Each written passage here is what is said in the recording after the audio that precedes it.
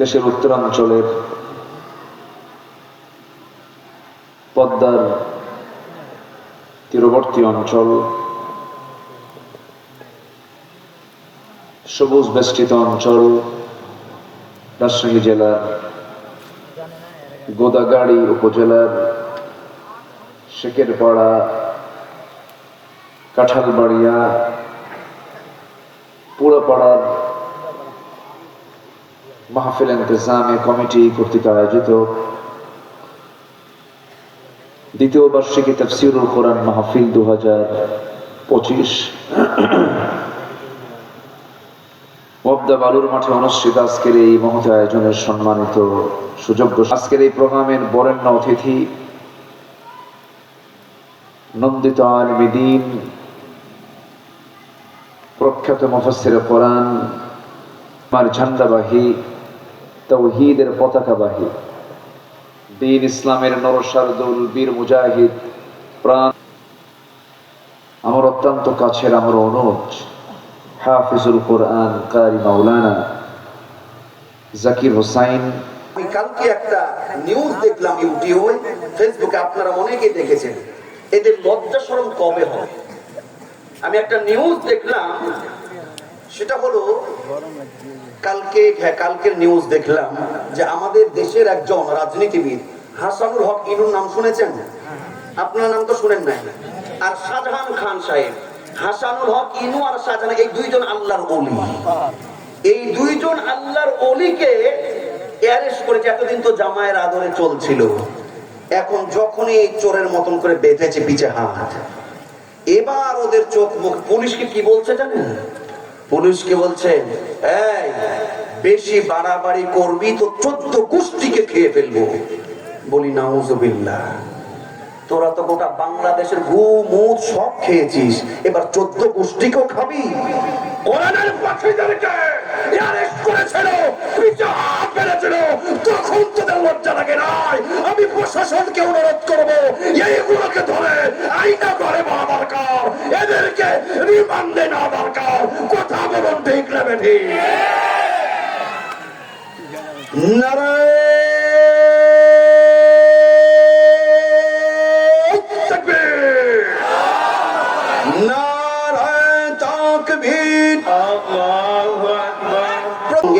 আল্লাহর শরণ আপনাকে বলে দিবে, এখন কাজ ফেলে মসজিদে চলো। কথা বলুন ঠিক কিনা? দরদির আমার, আওয়াজ দিয়ে বলুন, রিজিকের মালিক কে?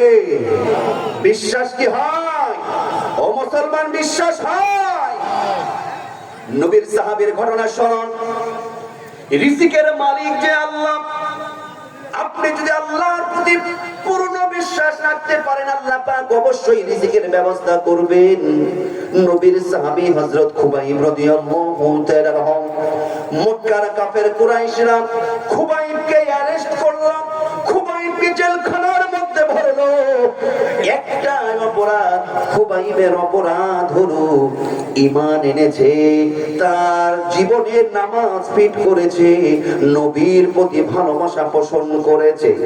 মক্কার কাফের কুরাইশরা খুবাইব রাদিয়াল্লাহু তাআলাকে জেলখানার মধ্যে বন্ধ করলো। খুবাইবকে বলে, খুবাইব ঈমান ছাড়বি নাকি ঈমান রাখবি? খুবাইব বলে যে ঈমান একটি বার এনেছি, জীবন দিয়ে দিব, ঈমান দেব না। কাফের বেঈমানরা বলে, খুবাইব রে, তোকে জেলখানায় ভরে রাখবো, খুবাইব তোর রিজিক বন্ধ করে দেব, খুবাইব রে তোকে শরীরে চড়িয়ে হত্যা করব। শুধু তাই না, কাফের বেঈমান মুশরিক কপার পোড়া দলেরা বলে, খুবাইব রে, তুই যদি ঈমান না ছাড়িস, তোকে না খাইয়ে মারবো, এমনকি তোকে এক ঢোক পানি পর্যন্ত পান করতে দেব না, না খাইয়ে জেলখানায় তোকে ফেলে মারবো। খুবাইব বলেন, তোদের সমস্ত পরীক্ষা মেনে নেব। খুবাইব রাদিয়াল্লাহু তাআলা জেলখানার মধ্যে ভরে দেওয়া হলো। 2 দিন 5 দিন 7 দিন পার হয়ে যায়, খুবাইবকে কোনো রিজিক তারা দেয় না। এমনকি খুবাইবকে এক ঢোক পানীয় পর্যন্ত দেয় না। খুবাইবের খাবার বন্ধ, পানীয় বন্ধ। আচ্ছা বলুন তো, কোন মানুষ যদি 5 দিন 7 দিন না খেয়ে থাকে, শরীর স্বাস্থ্য ভালো থাকে নাকি দুর্বল হয়ে যায়? কাফের বেঈমানরা লক্ষ্য করে দেখে কি সাংঘাতিক। 5 দিন 7 দিন খুবাইবের রিজিক বন্ধ, পানীয় বন্ধ।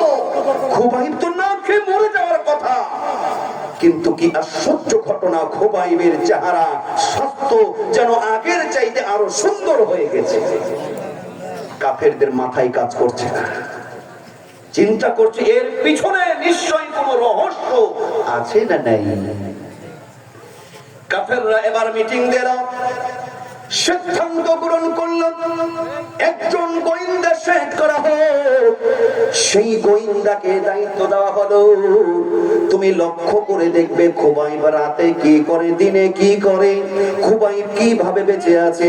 এবার যখন একজন গোয়েন্দা ফলো করে, চুপি চুপি আড়াল থেকে লক্ষ্য করে দেখে খুবাইব গভীর রাত্রিতে বিছান থেকে উঠে, খুবাইব গভীর রাত্রিতে বিছান থেকে যখন ওঠে, বিছান থেকে উঠে সুন্দরভাবে ওযু করে, সুন্দরভাবে পবিত্র হয়ে ওযু হয়ে খুবাইব রাদিয়াল্লাহু তাআলা এবার নামাজের পাটিতে দাঁড়িয়ে যায়।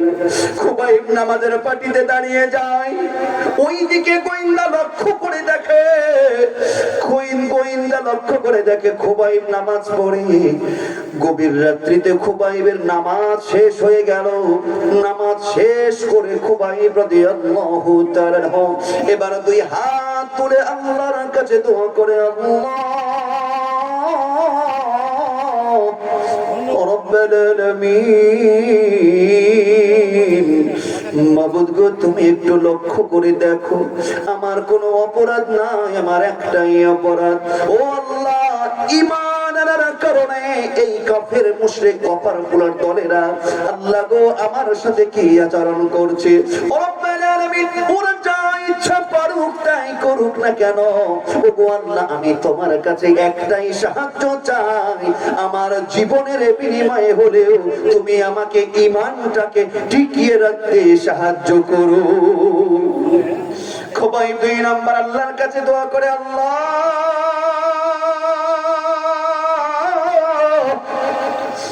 রব্বুল আলামিন, ওরা আমার খাবার বন্ধ করে দিয়েছে, ওরা আমার রিজিক বন্ধ করে দিয়েছে, এমনকি আমাকে পানিও দেয় না, কিন্তু আল্লাহ ওরা যা পারে করুক, মাবুদ গো আমি বিশ্বাস করি, আমি ঈমান রাখি ওরা আমার রিজিকের মালিক না, আপনার আমার রিজিকের মালিক বলুন তো তিনি কে? খুবাইব বলে, ও আল্লাহ আমি ওদের রিজিক চাই না, আমি তোমার রিজিকের ভিখারি। ও আল্লাহ আমি তোমার রিজিকের সাহায্য চাই। গোয়েন্দা লক্ষ্য করে দেখে খুবাইব দোয়া শেষ করতে দেরি হয়, খুবাইবের নামাজ দোয়া শেষ হতে দেরি হয়, খুবাইবের আল্লাহ জান্নাতি ফল আঙ্গুর খুবাইবের সামনে হাজির করতে দেরি করে নাই। আল্লাহু আকবার, আল্লাহু আকবার।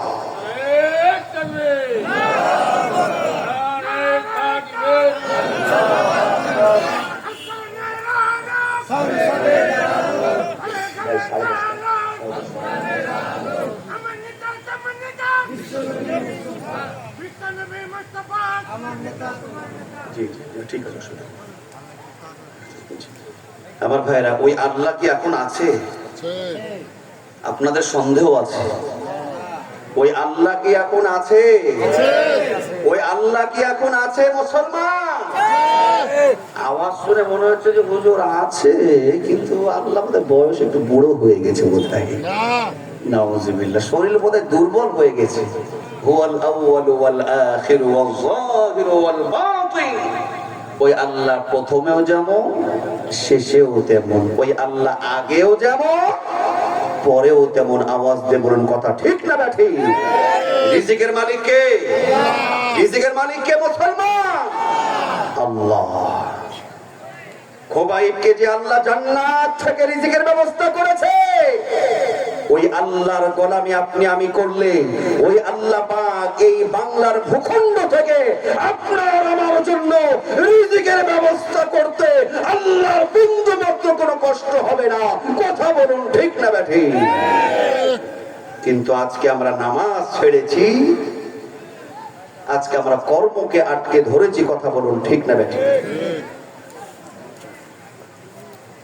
খুবাইব রাদিয়াল্লাহু তাআলা জেলখানার মধ্যে বন্দী হয়েছিল। খুবাইবের অপরাধ কয়টি? খুবাইব রাদিয়াল্লাহু তাআলার অপরাধ কয়টি বলেন? একটা অপরাধ। কয়টা? কে বলতে পারবে কি অপরাধ? মাশাআল্লাহ, এই তো অ্যানসার চলে এসেছে। অপরাধটা কি? ঈমান।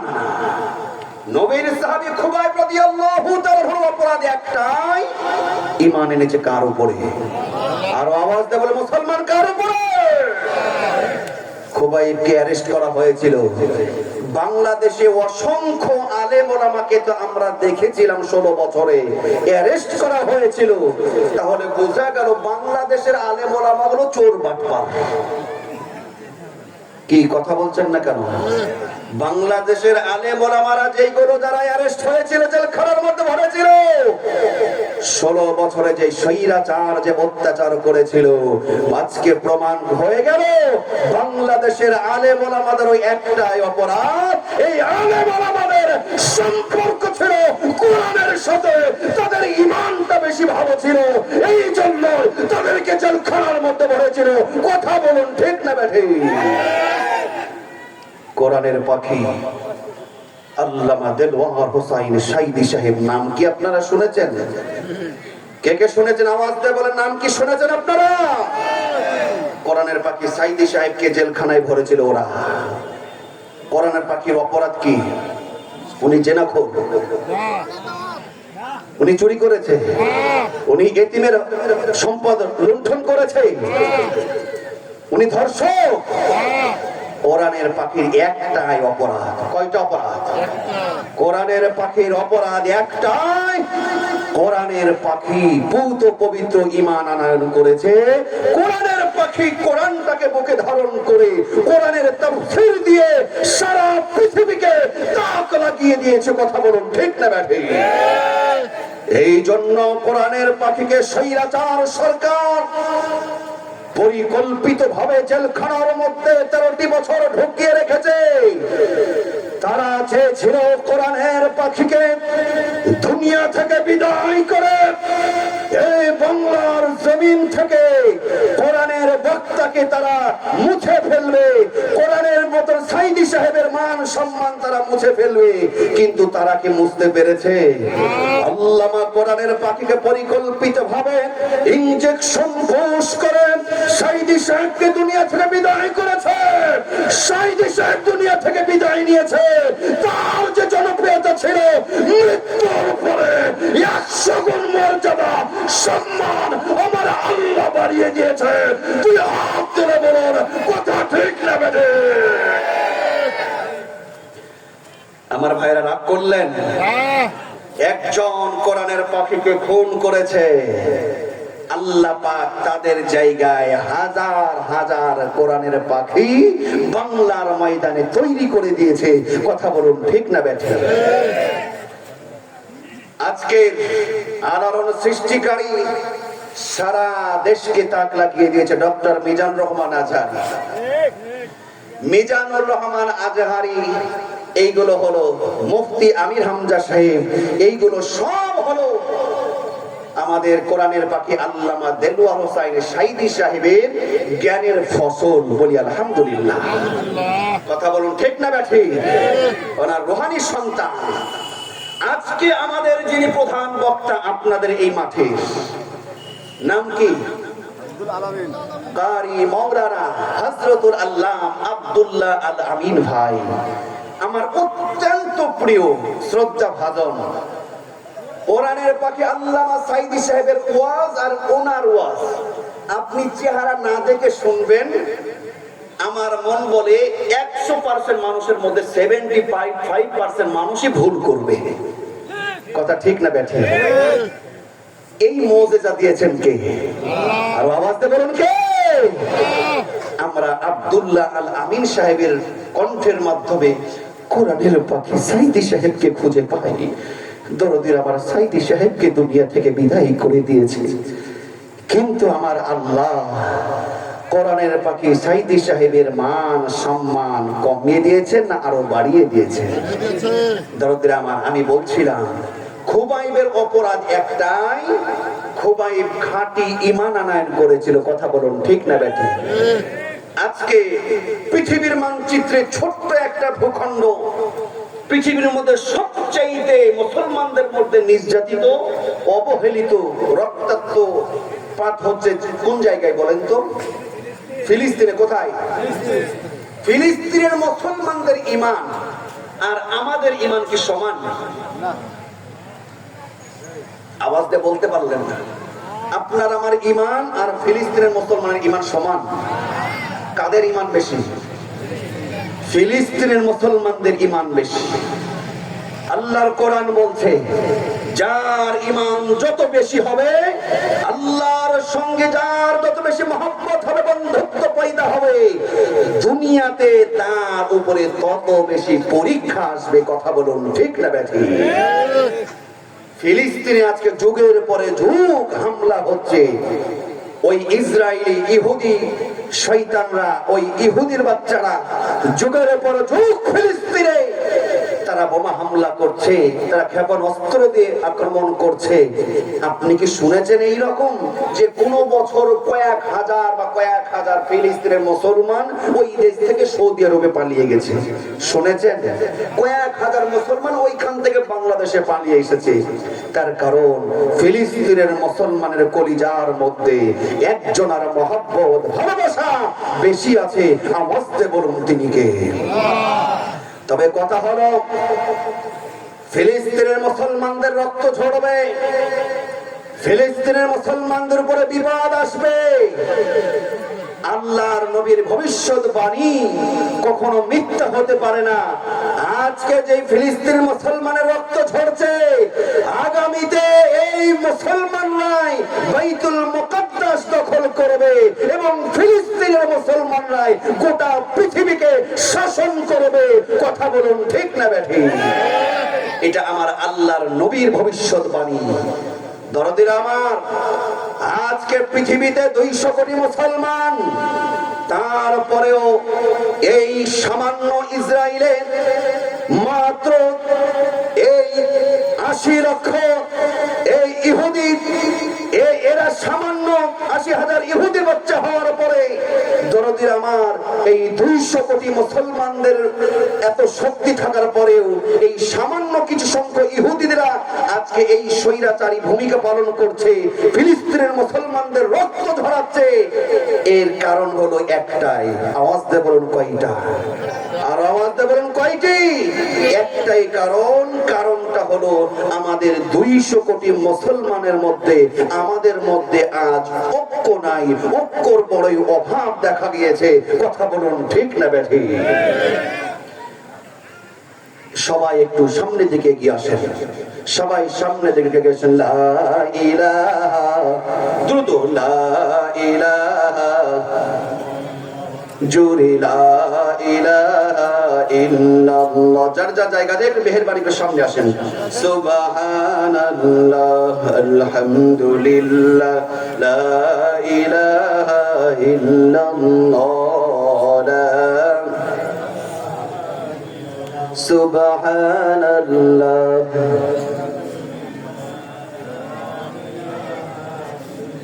দরদিরা আমার, খেয়াল করেন, একটাই আজকে আমাদের অভাব, সেটা হলো ঐক্যের অভাব। আল্লাহ বলছেন, তোমরা আল্লাহর রজ্জুকে ঐক্য হয়ে ধরো, এক হয়ে থাকো, তোমরা ফারেক হয়ে যেও না। কিন্তু আজকে আমাদের মধ্যে ফাটল আছে না নাই? ফিলিস্তিনের মুসলমানদের রক্ত ঝরছে, আরব দেশের মুসলমানরা নীরবতা পালন করছে। কথা বলুন ঠিক না বেঠিক? পৃথিবীর 200 কোটি মুসলমান যদি এক হতে পারে, এক হয়ে যদি সোচ্চার ভূমিকা পালন করতে পারে, সারা পৃথিবীতে 200 কোটি মুসলমান আমাদের মধ্যে আকীদার মধ্যে ভেদাভেদ থাকতে পারে, আমরা কেউ আহলে হাদিস হতে পারি, কেউ হানাফি হতে পারি, আমাদের আকীদার মধ্যে বৈচিত্র্য থাকতে পারে, কেউ বুকে হাত বাঁধতে পারি, কেউ লামের নিচে হাত বাঁধতে পারি, কেউ মোনাজাত করতে পারি, কেউ মোনাজাত নাও করতে পারি।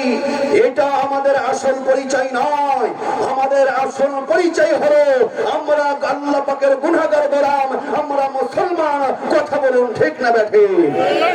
আজকে সারা পৃথিবীর 200 কোটি মুসলমান যদি এক হয়ে আল্লাহর নামের তাকবীর যদি দিতে পারে, আমার ভাইরা, ওই ইসরায়েলি ইহুদের বাচ্চারা এরপরে ফিলিস্তিনের মুসলমানদের বিরুদ্ধে অ্যাকশন নিতে তারা 14 বার ভাববে। কথা বলুন ঠিক না বেঠিক?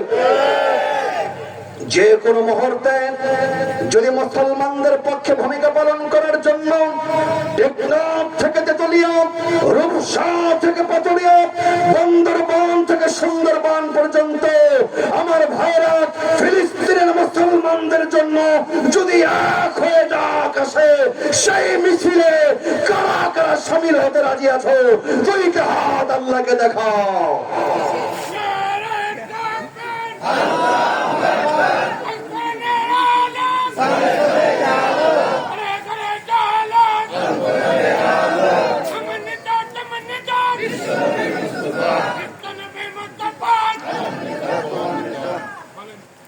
আল্লাহ পাক কবুল করুন বলি আমিন। আমার ভাইরা আরো আওয়াজ দিয়ে পড়ুন আমিন। আমি বলছিলাম রমজান আমাদেরকে কয়টা গিফট উপহার দিয়ে বিদায় নিয়েছে? আওয়াজ দিয়ে বলুন কয়টি? 1 নম্বর কি? সিয়াম, রোজা থাকার অভ্যাস আমাদেরকে শিখিয়ে গেছে, শিক্ষা দিয়ে গেছে, প্রশিক্ষণ দিয়ে গেছে রমজান। 2 নম্বর হলো কিয়াম, নামাজ। 3 নম্বর হলো কোরআন। 3 নম্বর কি? আওয়াজ দিয়ে বলুন 3 নম্বর কি? কোরআন। রমজান মাসে এত বেশি আমরা কোরআন শুনেছি, এত বেশি আমরা কোরআন পড়েছি, তারাবির নামাজে পড়েছি, খতম পড়েছি, নিজে তেলাওয়াত করেছি। কোরআনের সাথে রমজান মাসে আমাদের সুন্দর একটা অভ্যাস, মহব্বত তৈরি করে দিয়েছিলেন একজন, তিনি কে? দরদের আমার শোনো, 3 নম্বর গিফট উপহার হলো কোরআন। এই কোরআনটাকে আল্লাহ পাক রমজান মাসে পাঠিয়েছেন। কোরআনুল কারীমের 2 নম্বর সূরা সূরাতুল বাকারার 185 নম্বর আয়াত আল্লাহ বলেন, শাহরু রমাদানাল্লাযী উনজিলা ফীহিল কুরআন হুদাল লিন-নাসি ওয়া বাইনাতিন মিনাল হুদা ফুরকান। চিৎকার করে বলে আল্লাহু আকবার। আল্লাহ বলেন রমজান মাস হলো সেই মাস যেই মাসে আল্লাহ বলেন আমি কোরআন নাজিল করেছি। এই কোরআনটা হলো হুদাল লিন-নাস, মানুষের জন্য হেদায়েত, মানুষের জন্য সুস্পষ্ট একটি বিধান। এবং এই কোরআন হলো সত্য মিথ্যার মধ্যে পার্থক্যকারী একটি মহাগ্রন্থ। বলি আল্লাহু আকবার। 3 নম্বর উপহার গিফট হলো কোরআন। দরদিরা আমার শোনো, কোরআন এত বেশি আমরা শুনেছি, এত বেশি তেলাওয়াত করেছি, তারাবির নামাজে শুনেছি, আমার নিজে খতম পড়েছি, মা বোনরা খতম পড়েছে। এখন এইখানে আমি 2টা পরামর্শ দেব। 1 নম্বর পরামর্শ হলো, এইখানে অসংখ্য ইমানদার মুসলমান নামাজি আছে। আমরা যখন তারাবির নামাজ পড়তে যেতাম, হাফেজ সাহেবরা কত চমৎকার ভাবে তেলাওয়াত করতো, হৃদয়টা জড়িয়ে যেত। অসংখ্য নামাজি আছে কোরআন তেলাওয়াত শুনে চোখের পানি ছেড়ে দিয়েছে আর আফসোস করেছে, হায় রে হায়, কত চমৎকার ছোট্ট বাচ্চা হাফেজ সাহেব তেলাওয়াত করছি, অতএব আমি তারপরেও এই কোরআনটা আজ পর্যন্ত শিখলাম না, এই আফসোস করে অনেকেই চোখের পানি ছেড়েছে। কথা বলুন ঠিক কিনা? পৃথিবীর নোবেল নাটক সব শিখলাম, কিন্তু আমার আল্লাহ একটা মহাগ্রন্থ কোরআন পাঠিয়েছে। এই কোরআনে আল্লাহ পাক কি বলেছে, এই শিক্ষাটা আমরা অনেক হতভাগা, আজও পর্যন্ত শিখতে পারলাম না। কথা বলুন ঠিক না বেঠিক? এক নম্বর পরামর্শ হলো রমজান যেই মাসে কোরআন নাজিল করেছে, রমজান মাস কোরআন নাজিল হয়েছে, এক নম্বর হলো যারা এই রমজানে এই রকম আফসোস আমরা করেছি, এই যে কোরআন পড়তে পারি না, আমি তাদের জন্য অনুরোধ করব, নিয়ত করেন আজকে আগামী রমজান আসার আগেই ইনশাআল্লাহ আমি পরিপূর্ণ কোরআন শিক্ষা অর্জন করব, পড়ি রাজি আছি তো ইনশাআল্লাহ। দুই নাম্বার হলো অনেকেই কোরআন পড়েছেন কিন্তু হাফেজ সাহেবদের তেলাওয়াত কত সুন্দর।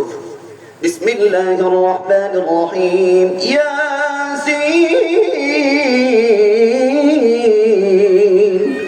ওয়াল কুরআনিল হাকীম ইন্নাকা লামিনাল মুরসালিন আলা সিরাতিন মুস্তাকিম তানজিলাল আজিজির রহিম লিতুনযিরা কওমান মা উনযিরা آباؤهم فهم غافلون.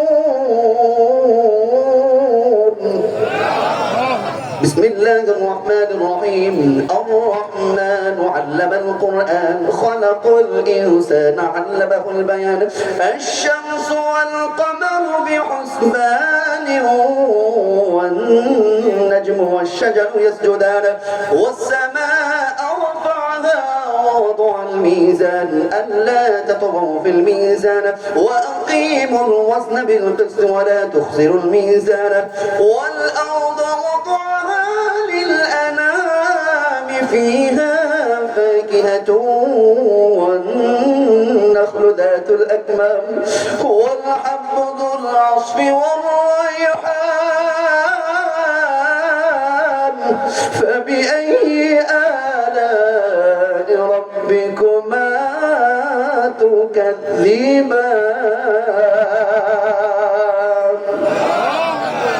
হাফেজ সাহেবদের তেলাওয়াত কি ভালো লাগে না? ভালো। অনেকে আফসোস করেছেন যে আমি যদি এত সুন্দর তেলাওয়াত করতে পারতাম। আমি আপনাদের কাছে দুই নম্বর পরামর্শ হলো অনেকে তেলাওয়াত করতে পারেন কিন্তু শুদ্ধভাবে পারেন না, আছে না নাই? একজন কারি সাহেবকে ডাকেন, হাফেজ সাহেবকে ডাকেন, মসজিদের ইমাম মুয়াজ্জিনকে বাড়িতে রাখেন, মাসে 500 টাকা 1000 টাকা দিতে অনেকের কলিজা ফেটে যাবে। ইংলিশ মিডিয়াম পড়ায়, বাড়িতে একজন টিচার আছে আপনার সন্তানকে গান শেখায়। কি গান শেখায়? সারে গা মা পা ধা নি তা কি যে শেখায়।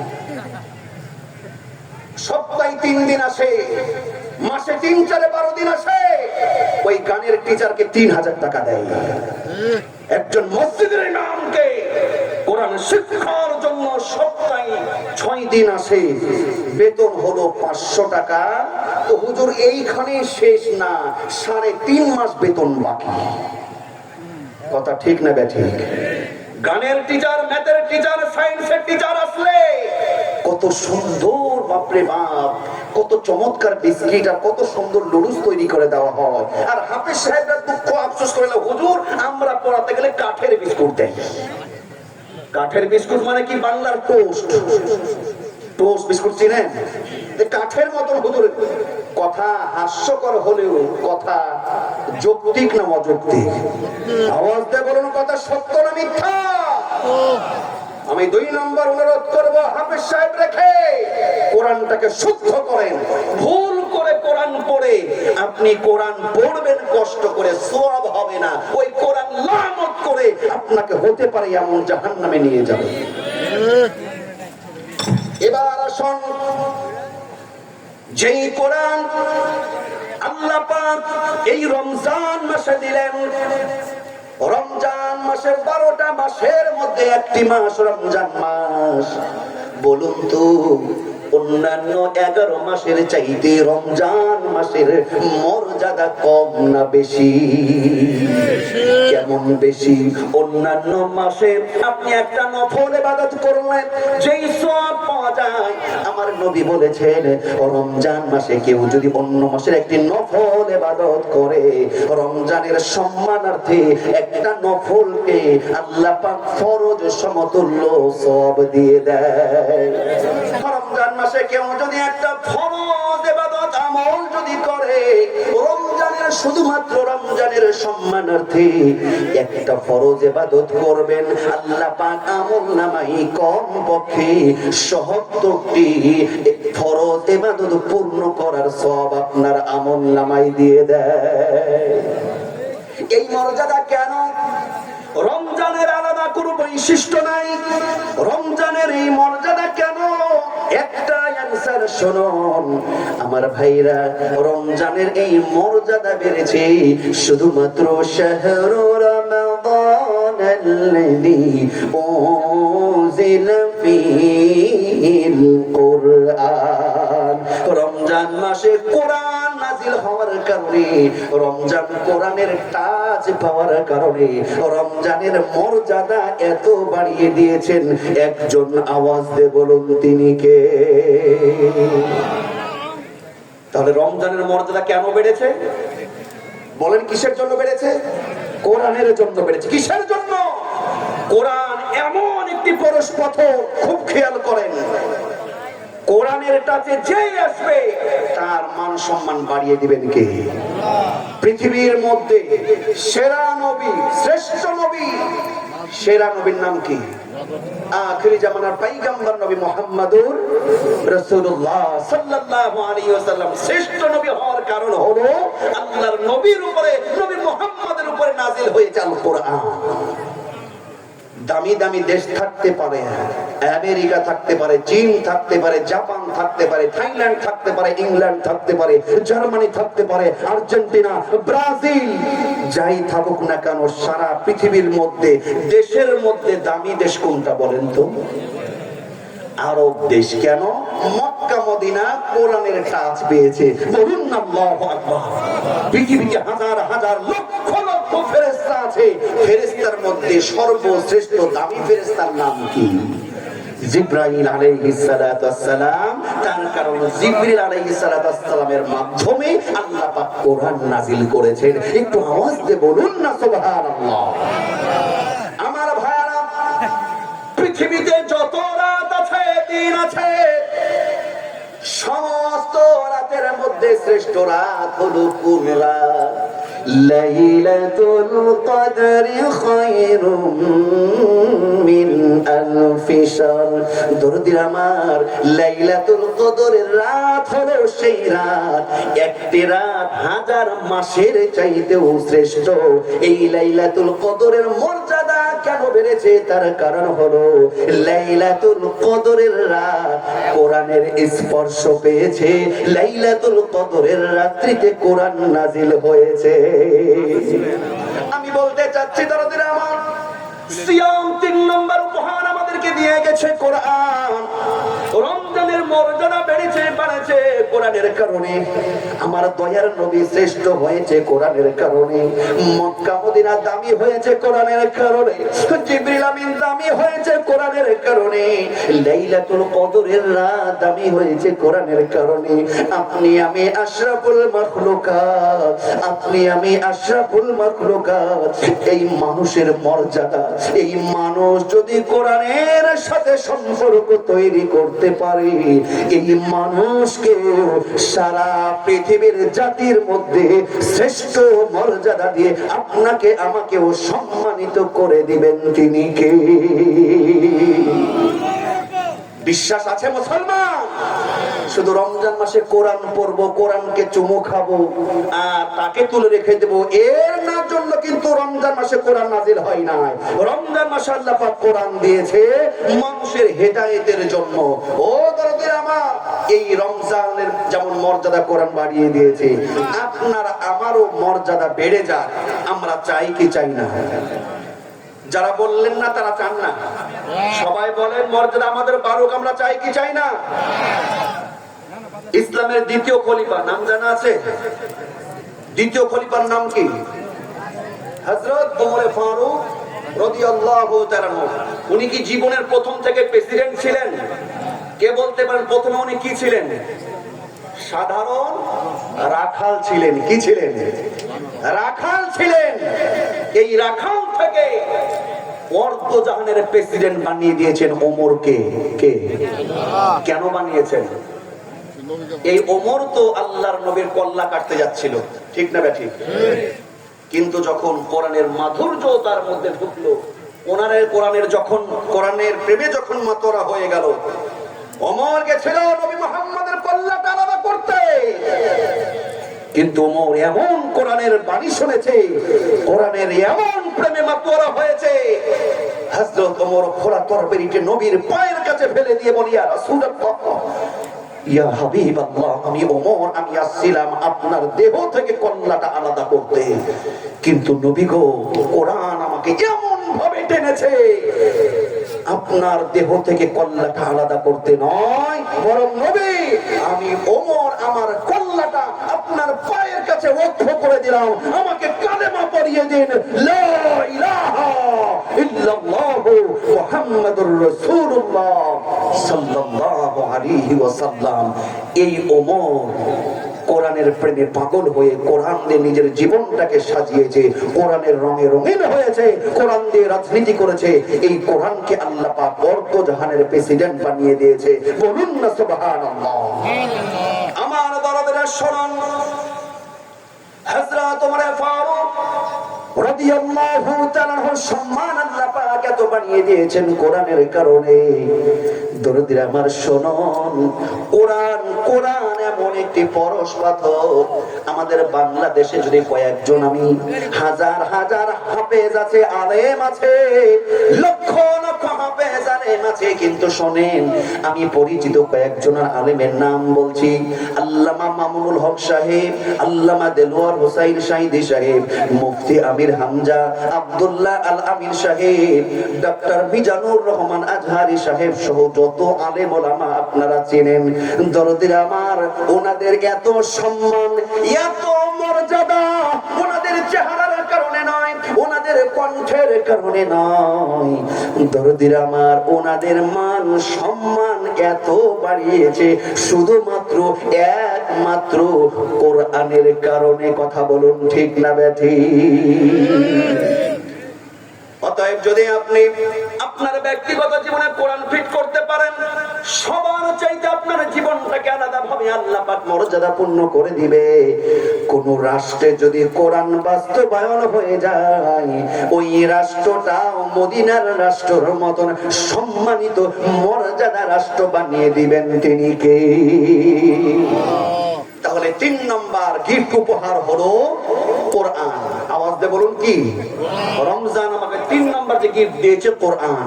এবং 4 নম্বর গিফটটা কি শুনুন, 4 নম্বর রমজান আমাদেরকে যে উপহার গিফটটা বিদায় নিয়েছে, সেই গিফটটা হলো তাকওয়া। সেই গিফটটা কি? সেই গিফটটা কি? তাকওয়া অর্থাৎ আল্লাহর ভয়। তাকওয়া অর্থ কি? খোদা ভীতি, আল্লাহর ভয়, মুত্তাকি হওয়ার গুণাবলী। রমজানের 4 নম্বর উপহার কি? তাকওয়া। আওয়াজ দিয়ে বলুন তাকওয়া। আচ্ছা, তাকওয়াটা কি? তাকওয়ার বাংলা কি? আল্লাহর ভয়। আওয়াজ দিয়ে বলুন, কিছুটা হলো মুখস্থ করে যাবেন। তাকওয়া অর্থ কি? বাংলাটা কি? আল্লাহর ভয়। কার ভয়? আল্লাহর ভয়। আরো জোরে, জোর হলো না, আরো জোরে, আল্লাহর ভয়। আল্লাহর নাম নিতে আমাদের কোনো শরম আছে? না। আল্লাহর ভয় নামই হলো তাকওয়া। রমজান মাসে আমাদের আল্লাহর ভয় ছিল কি ছিল না? ছিল। এখন আছে না নাই? আছে। কম না বেশি? রমজানের চাইতে কম। রমজানের চাইতে। এবার আমি কিছু লজিক দিচ্ছি, মিলিয়ে নেবেন। আপনাদের কষ্ট হচ্ছে? কষ্ট হচ্ছে? আলামিন ভাই চলে আসবে, একটু খেয়াল করেন। রমজান যে আমাদের 4 নম্বর গিফট, সেটা হলো তাকওয়া। কথাটা আমার নয়, আল্লাহ সুবহানাহু ওয়া তাআলা কোরআনুল কারীমের 2 নম্বর সূরা সূরাতুল বাকারার 183 নম্বর আয়াত, 2 নম্বর পারার হেফজ কোরআনের 6 নম্বর পৃষ্ঠার মাঝামাঝির দিকে আল্লাহ বলেন, ইয়া আইয়ুহাল্লাযীনা আমানু কুতিবা আলাইকুমুস সিয়াম, কুতিবা আলাইকুমুস সিয়াম কামা কুতিবা আলাল্লাযীনা মিন ক্বাবলিকুম লাআল্লাকুম তাত্তাকুন। আল্লাহ বলেন, ইয়া আইয়ুহাল্লাযীনা আমানু, হে ঈমানদারগণ, তোমাদের উপরে রোজাকে ফরজ করা হয়েছে, যেমন করে তোমাদের পূর্ববর্তীদের উপর রোজাকে ফরজ করা হয়েছিল। কেন শুনুন, আল্লাহ বলছেন লাআল্লাকুম তাত্তাকুন, এই রমজান তোমাদেরকে মুত্তাকি তাকওয়াবান বানিয়ে দিবে। বলি সুবহানাল্লাহ। রমজানে কেমন তাকওয়া আমাদের ছিল? রোজা থেকে 12 ঘন্টা 13 ঘন্টা না খেয়ে থেকে ইফতারের সামনে এমপি মন্ত্রী ব্যারিস্টার যাই হোক না কেন কোটিপতির সামনে ইফতারি হাজির, সামনে বিরিয়ানি আছে, রস আছে, দামি দামি শরবত পানীয় সামনে আছে, কিন্তু এখনো 5 মিনিট বাকি, 5 মিনিট বাকি, তৃষ্ণায় গলাটা শুকিয়ে গেছে, ইচ্ছা করলে একটা খেজুর তুলে মুখে নিতে পারি। 1 মিনিট বাকি, ইচ্ছা করলে শরবতের কালারিং শরবত এক ঢোক খেয়ে নিতে পারি, কিন্তু নির্দিষ্ট আল্লাহর সময় হওয়ার আগে আমাদের জীবন বের হয়ে গেলেও আমরা কিন্তু ইফতারি করি নাই। কথা বলুন ঠিক কিনা? আপনার সামনে যে খাবারগুলো, এই খাবারগুলো হারাম ছিল না হালাল ছিল? হালাল ছিল, কিন্তু আল্লাহর ভয়ে হারামের মতন আমরা ভয় করেছি, ঠিক না বেঠি? হারামের মতন ইফতারির সময় হওয়ার আগে মুখে নিই নাই, কালারিং পানি, শরবত, রোয়াবজা, কত কিছু হারামের মতন ভয় করে দূরে সরেছি। রমজান বিদায় নিয়েছে, ওই তাকওয়াও বিদায় নিয়েছে। কিসের কালারিং শরবত? রমজান গেছে, এখন কালারিং মদ না আছে না নাই? বারে যে মদ পান করে, হালাল খাবার সামনে হারামের মতন ভয় করেছেন। ঈদের পরে হারাম গুলোকে অনেকে হালাল মনে করে, সুদ, ঘুষ, চাঁদাবাজি, অন্যায়, খুন খারাপি হারাম কাজে আছে, আছে না নাই? আওয়াজ দিয়ে বলুন। নির্দিষ্ট সময় হওয়ার আগে, ইফতারের আগে রোজারত অবস্থায় আপনার হালাল স্ত্রী ঘরে, আপনার হালাল স্বামী ঘরে, ইচ্ছা করলে 4 দেওয়ালের মধ্যে জানালা দরজা লাগিয়ে স্বামী স্ত্রী মহব্বত করতে পারতেন, কিন্তু না, ওই যে আপনার দিলে বলেছে না, এখন ইফতারের আগে কাছাকাছি হওয়া যাবে না, কারণ ভয়ে। এটাই হলো তাকওয়া। রমজান গেছে, হালাল স্ত্রীকেও হারামের মতন ভয় করেছে। অনেক যুবক রমজানে গেছে, তাকওয়াও শেষ। রমজানের পরে বেগানা নারী, নিজের স্ত্রী না পরের স্ত্রীর সাথেও এই সেই আছে না নাই? আওয়াজ দিয়ে বলুন, আছে না নাই? সেই তাকওয়া আমাদের মাঝে নাই। 4 নম্বর হলো তাকওয়া। রমজান মাসে আপনি তাকওয়া দেখিয়েছেন। আপনি নদীর মধ্যে গোসল করতে ডুব দিয়েছেন, পুকুরের পানির নিচে চলে গেছেন, রোজা আছেন, গলা শুকিয়ে গেছে, ইচ্ছা করলে পানির নিচে 1-2 ঢোক পানি খেতে পারতেন, কিন্তু আপনার মন বলেছে আমি রোজাদার, পৃথিবীর কোন চোখ না দেখলেও একজনের চোখ দেখবে, তিনি কে? দরদের আমার শুনুন, এই জন্য আল্লাহ বলেন ইয়া আইয়ুহাল্লাযীনা আমানু তাকুল্লাহা হাক্কা তুকাতিহি ওয়া লা তামুতুন্না ইল্লা ওয়া আনতুম মুসলিমুন। আল্লাহ বলেন, হে ঈমানদারগণ, ভয় করো আল্লাহকে, হাক্কা তুকাতিহি, যথাযথ ভয়। শুধু রমজান মাসে ভয় করবে, রমজানের নামাজ পড়বে, রমজানের পরে যা ইচ্ছা তাই তাই নয়। আল্লাহ বলছেন অবশ্যই যথাযথ ভয় করতে হবে। ওয়ালা তামুতুন্না ইল্লা ওয়া আনতুম মুসলিমুন। আল্লাহ বলছেন আর অবশ্যই মুসলমান না হয়ে মৃত্যুবরণ করো না। কথাটা কার? কথাটা কার? আল্লাহ বলছেন মুসলমান না হয়ে মৃত্যুবরণ করো না, অর্থাৎ মরার আগে সোজা হয়ে যাও। কি হয়ে যাও? মরার আগে সোজা। মুসলমান না হয়ে মৃত্যুবরণ করো না, অর্থাৎ আল্লাহ বলছেন যে মরার আগে সোজা হয়ে যাও। আর আমরা মরার আগে সোজা হই না, মরার পরে অনেকে সোজা হয়। কথা বলুন ঠিক না বেঠিক? মরার আগে সোজা হতে হবে। রমজান মাসে আপনি তাকওয়া দেখিয়েছেন, হালাল জিনিস আপনি খান নাই, রমজানের পরে তাকওয়া গেল কোথায়? রাস্তায় আজকে চাঁদাবাজি করে, আজকে জমি দখল করে, খুন করে, চাঁদাবাজি করে, লুণ্ঠন করে। আমার ভাইরা, ইফটিচিং করে, যত রকমের অন্যায় আছে, পাপাচার আছে, অনেকে করে। কথা বলুন ঠিক না বেঠিক? রমজানের 4 নম্বর গিফট উপহার হলো এই তাকওয়া। রমজান মাসে আপনি আল্লাহকে যে তাকওয়া দেখিয়েছেন পুরাটা বছর, সেই তাকওয়াকে ধারণ করে আপনাকে আমাকে জীবন যাপন করতে হবে। কথা বলুন ঠিক না বেঠিক? 5 নম্বর গিফট, সর্বশেষ 5 নম্বর গিফট। কয় নাম্বার? রমজান মাসের 5 নম্বর গিফট হলো দান করার অভ্যাস। রমজানে আমরা যাকাত দিয়েছি, ফিতরা দিয়েছি, মসজিদে দান করেছি, মাদ্রাসায় দান করেছি, ইফতারি খাইয়েছি, সেহরি খাইয়েছি, এতিমকে লুঙ্গি দিয়েছি, বিধবাকে শাড়ি দিয়েছি। ঠিক না বেঠিক? রমজান মাসে দান সৎকা আমরা একটু বেশি করি। কথা ঠিক না? এটা হলো প্রশিক্ষণের মাস, শুধু রমজান মাসে বিদায় করলে চলবে না। 5 নম্বর গিফট হলো রমজান মাসে দানের হাত যেমন আপনি প্রশস্ত করেছিলেন, এখন গুটিয়ে নিলে চলবে না। ইমানদার মুসলমান রমজান মাসে প্রশিক্ষণ নিবে, বাকি 11টা মাস পুরো বছর রমজানের 5 নম্বর গিফট দান সদকা হাত খুলে করবে। কথা বলুন ঠিক না বেঠিক?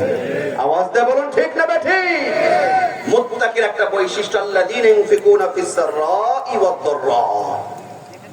মুত্তাকির 1 নম্বর বৈশিষ্ট্য, মুত্তাকি সুখে দুঃখে সর্ব অবস্থায় কার রাস্তায় দান করে?